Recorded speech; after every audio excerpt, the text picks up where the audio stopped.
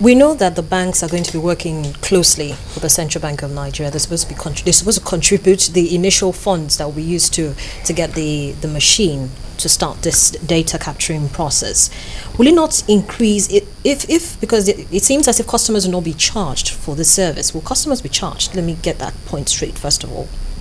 I don't think the modalities have been set, but I don't expect that the customers will be charged. I don't think so. Okay, so now if customers won't be charged for this service, will it not increase the operating cost for the banks, which at the moment seems like they're grappling with profitability challenges?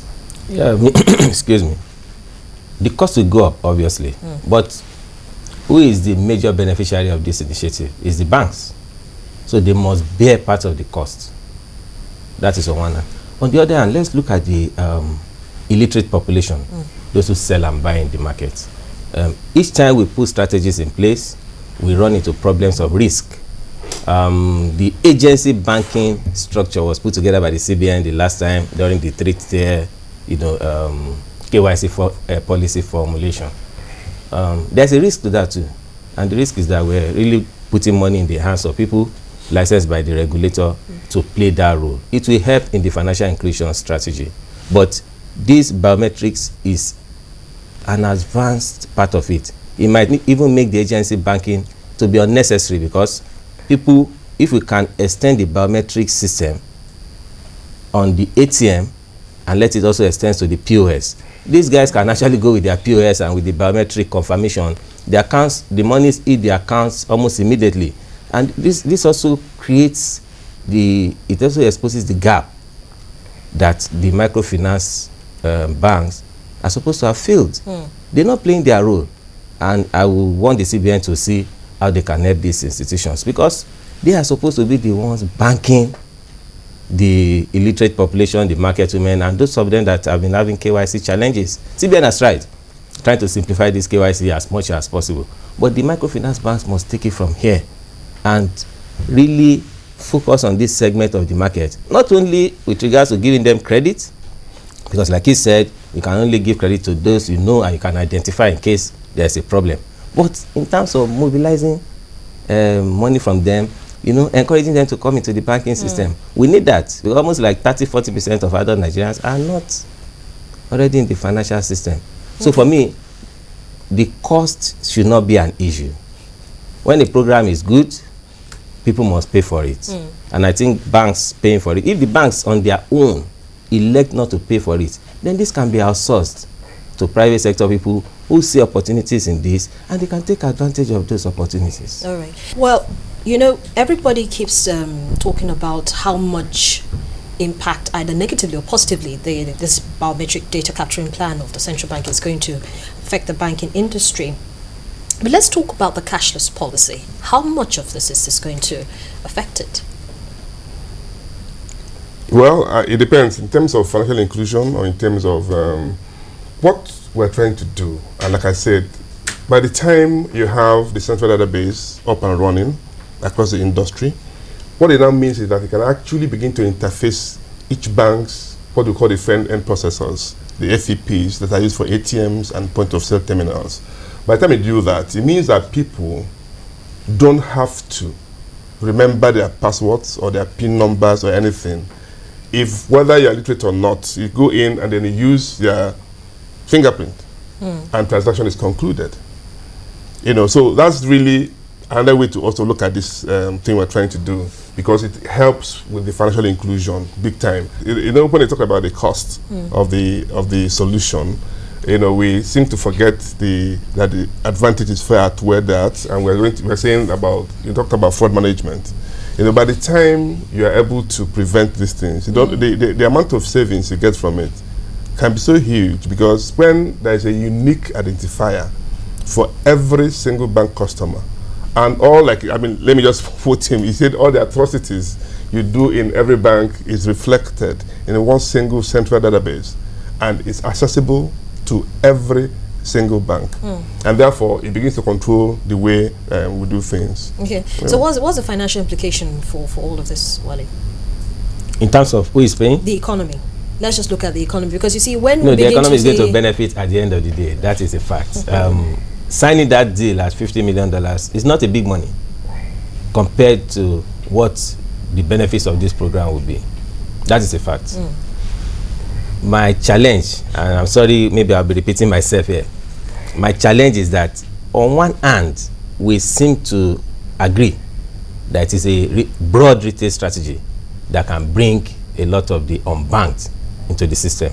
And honestly speaking, the person that is very literate, that is very educated, is likely to have a bank account in Nigeria. That is for fact. I have not, nobody has done that data. But if you look at the people that constitute bank customers, they will be the people who have gone to school, who are doing well, who are literate and all that. But when we talk about the unbanked, they are the people who substantially did not go to school, market women, artisans, and the rest of them. So I don't want us to just rest our entire retail strategy on commercial banks, because those banks are interested in the class of customers that are already in the financial system, the educated ones, the well-to-do, and the rest of them. We must have another platform. If the microfinance bank model is not working, we must think of something else, so that we bring them into this kind of thing we are doing, and they can actually go into the field and bring these guys that we believe should come in and have not come in for whatever phobia they have. And I think he addressed some of them.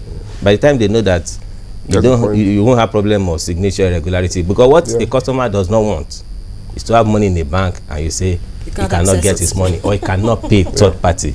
That is not going to be acceptable to the customer, but and that takes them off. With machines, there's always been this issue that you can actually lift somebody's print. That prints can be lifted and replicated. Yes, there are different ways you can do it. If you sit down and you watch all the crime stories and it's not that easy. Let me tell you this. It's not that easy. The effort doesn't justify. It's the fingerprint is a unique thing. And okay, so what happens if, for instance, somebody files it off or files their fingers off or puts just do something funny, because you see, people will never ever rest. Whenever new measures are put up to check fraud in the bank, people always come up with more devious means to get monies from customers, unsuspecting customers. And so we shouldn't totally write it off that this can't happen. No, but it's not as if we haven't taken care of that in our planning. What we have done, first of all, we're doing what they call the multi-model, where you capture at least the 10 fingers. Oh yes, you capture the 10 fingers, and then actually go further when it becomes necessary to have the facial geometry as well as part of the data capture. Just the face, why not the eye? No, I mean, we are not doing retina yet, but the facial one is what we have in this particular solution. Okay. That can come in as an upgrade at some point. But clearly what it does is that when, for example, you lose your fingers, for example, there's still a backup or there's a chip or whatever, all the kind of stuff we're talking about. There's always some way we can mitigate against that. Okay. Now, when is this project actually expected to begin, and how long will it last? Let me say that from the plan that we have, the timelines that we've given ourselves, like I said, self-imposed timelines.